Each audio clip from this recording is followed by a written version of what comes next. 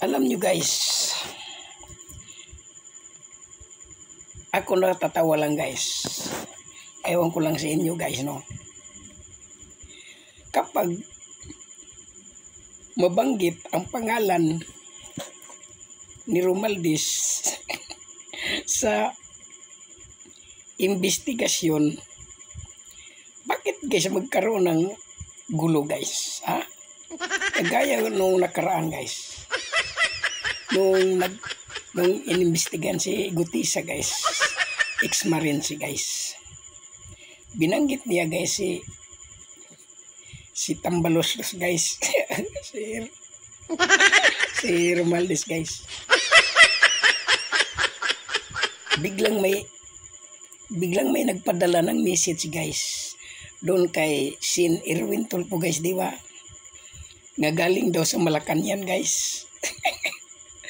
Pagkatapos guys, noon at sinabi guys na piki daw yung notaryo guys.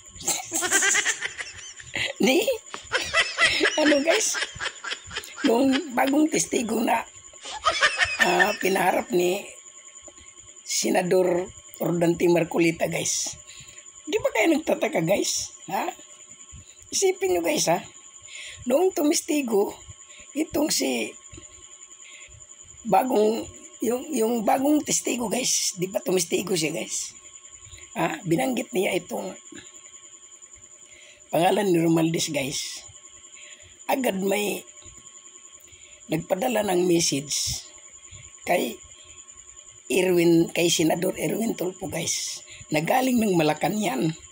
Pagkatapos noon guys, biglang lumabas guys na pinag-usapan na ngayon guys, hanggang ngayon, na piki ang affidavit guys o sinumpang salaysay ni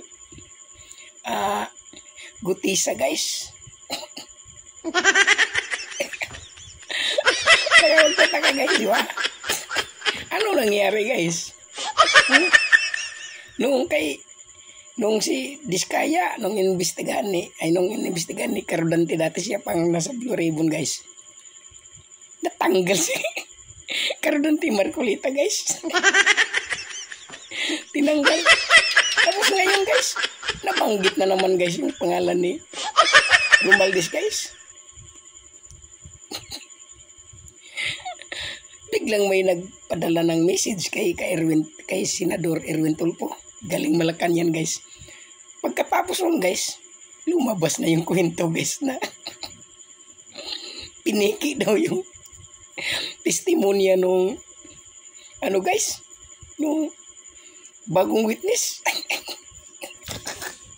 Loko-loko. Mayroon talagang gumagapang guys, buhaya guys. Kaya pala guys, hindi lang talaga sa tubig guys, gumalangoy ang buhaya guys. Gumagapang din talaga sa lupa guys.